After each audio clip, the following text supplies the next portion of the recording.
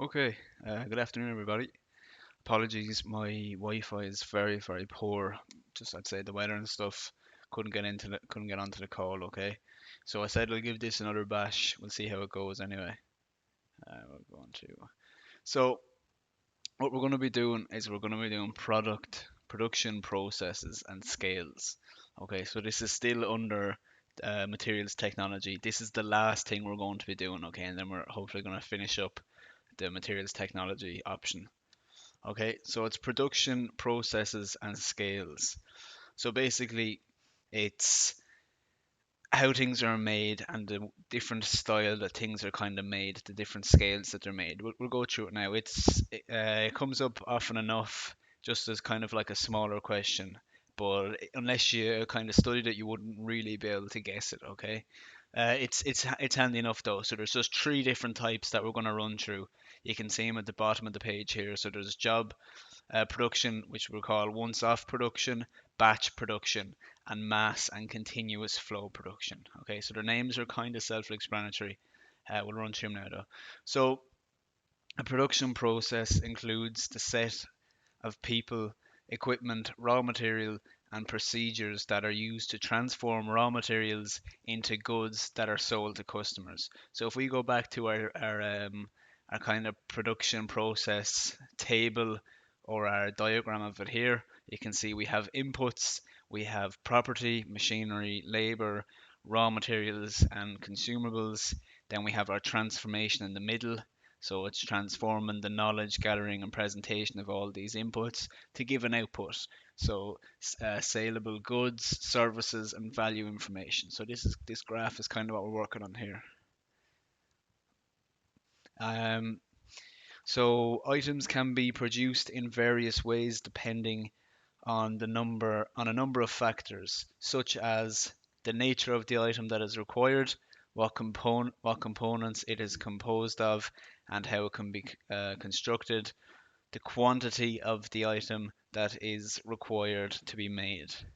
So scale of production relates to the quantity of products to be made. So how many of each product is being made? Okay. So is it a once-off product? Is there gonna be thousands and thousands of identical products being made? This depends on all these things depend on how the thing is actually made itself. So the most common types of production scale are, and these are the only three that we need to know. So there's job production.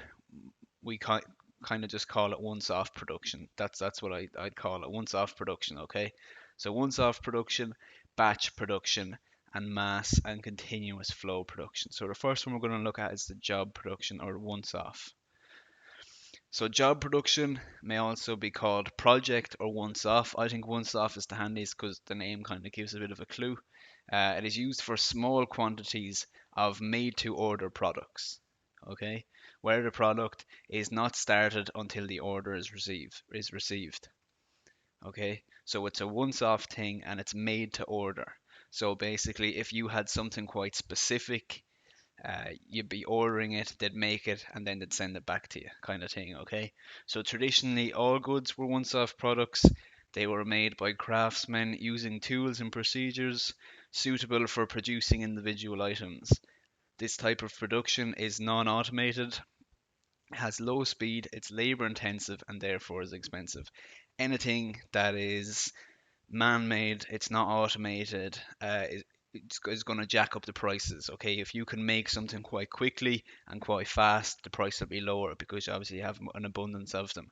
So some examples of once-off products, now there's loads, would be jewelry. So maybe custom jewelry, so specific jewelry. So maybe a craftsman might make a once-off bracelet or a once-off necklace or something like that. Okay, so he's sitting down and he's making it, and then that's that. Okay, then it's ready to buy. Or you might get onto a jeweler or something.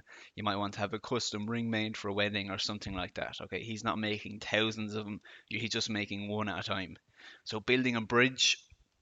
So a bridge is just a once-off project. Once you have a bridge going over, say, a river, you don't need to do 20 more of them. Okay, one is enough. So it's the same idea there. Customized ship, so anything customized. So you might have a customized ship with a specific role. So maybe something in the army or something along the lines of that that has a specific job. Maybe the search and rescue helicopters are kind of a once-off thing, something like that. And then a specific part for a car. So sometimes machinists and craftspeople are kind of they might have to make a specific part for a car, okay? So might have to turn a lathe piece for a car for some part of the engine like that. It's just a once-off piece though. Okay, so that's a once-off production as the name suggests. The next one is batch production. Okay, so this process is used to produce any product in is used to produce any product in groups that are called batches. Typically, a batch would consist of several hundred products. In batch production, all the products from the same batch are made together. If a production line is being used, all the products from the same batch go down the production line one after another, following the same process steps. A batch production line should be capable of being changed easily, and the workforce should be flexible so that the different products can be made. Okay, so batch is there's more of them. Okay, as the name suggests, it's a batch, so you could have a couple of hundred of the same or very similar goods and services. So we have some examples on the next slide here. Okay, so good with a particular shelf life or expiry date are often produced. Examples of these include newspapers or books. So maybe today's date newspaper in Ireland there might be say I don't know, say a million copies made just for handy maths or something. There might be a million copies made and that's all. Okay, they're all going to be the exact same, and then tomorrow there's going to be a new million made. Okay, same with books. Um, Baked goods, i.e., breads or cakes. So a bakery is just going to make X amount of breads, of sliced pans of cakes. They'll be able to kind of roughly estimate how many they're going to sell. Maybe if it was a busy one, they might need to have 100 or 1,000 uh, loaves of bread baked for the next day or for the next 2 or 3 days. Okay. Um, Newspapers, we had that, inks, paints, adhesives, certain pharmaceuticals, merchandise for sporting events. So, say if there was Olympics, say the London Olympics, something like that, there'd only be a certain amount of merchandise made for that because after the Olympics is over, there's not going to be the demand anymore. So then we have at the bottom here, so batch production is not suitable for items where each item has to be individually customized. Okay, that would be the previous one, the once off. Okay, so advantages and disadvantages of batch production then.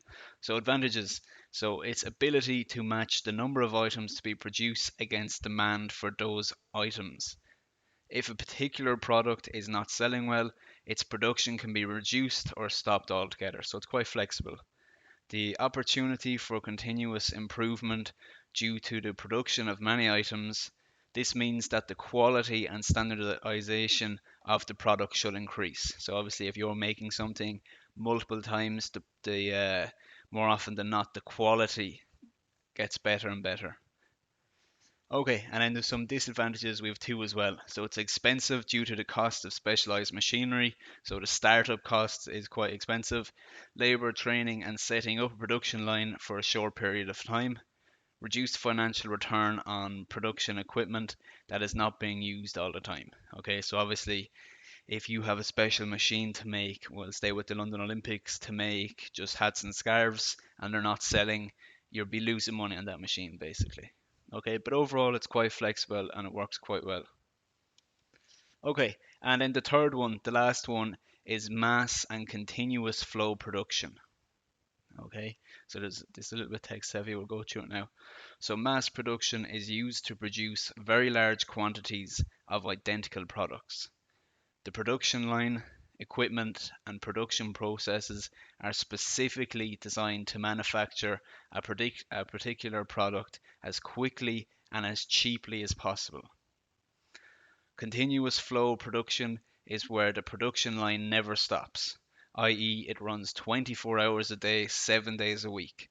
So some places, say the Volkswagen headquarters in Germany, where they're making Volkswagen cars, that would be 24/7. Okay, they'd be constantly making parts of cars, different cars, continuously because we're always going to need them.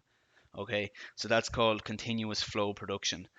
Um, Mass production is used for products that have a high and fairly predictable demand. Example: pencils, toys, t-shirts, shoes, smartphone, computers, TVs, washing machines, and cars. And I just have threw it in at the end. A good example is injection molding. So injection molding, we have touched on it now, but just say if you were injection molding a kind of a small rubber wheel for a toy car, and you know that you were going to be constantly making these cars, the injection molding is really cheap, really quick, and all the wheels are going to be the exact same from it. So something like that could be running 24/7 basically. Okay, so this is mass and continuous flow production. That's it then. Sorry, I thought there was another slide. That's it. Okay, that's all I wanted to cover today. There's one question we'll probably do for classwork on Thursday. Okay, because we didn't get around to it today. Okay, that's it. So, folks, it's just the three different types. So there's the three different types there. So once-off, batch, mass, and continuous flow production. As the name suggests, they're kind of give you a little bit of a hint there, but you need to just know the few little bits about them, and I definitely know a couple of examples of each as well. Okay, right, that's it. So.